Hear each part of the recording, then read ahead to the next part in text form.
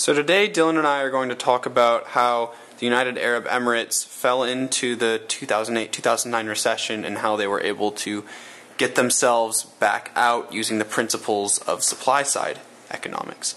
So this is before the recession. This is 2006, this is 2007, and everything is going very well in the United Arab Emirates. Here, if you look at point A, you've got the economy at full employment, QF, and you have a very nice equilibrium point for aggregate supply, aggregate demand, and you have a very nice price level, very stable price level. Things were going so well that cities in the UAE, like Dubai, were taking on gigantic infrastructure projects and gigantic tourism projects, and they were taking on a lot of debts that they wouldn't be able to repay if things went south. And that's exactly what happened. Trouble did start to brew.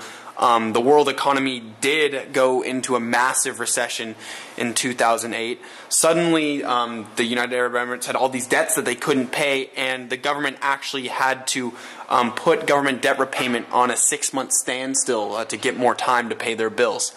And Dylan is going to talk about the effects of that recession on this next page. So, although trouble was brewing in the streets of Abu Dhabi, there was a solution. In the United Arab Emirates, as in most nations under the free market economic system, as inflation slows, wages paid to workers in the private sector also fall.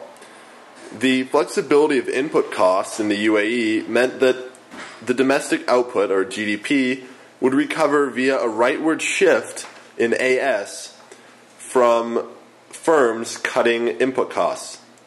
And Skylar will now show you that.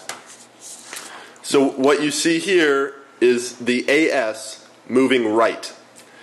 And that is because firms are starting to cut their input costs, and this returns the economy back to a more stable equilibrium point, albeit at price level 3, which is lower than price level 1 at the first equilibrium point. So, in other words, you're back at full employment at a lower price level. And so this is an example of supply-side economics at its best. This is a supply-side economic success story.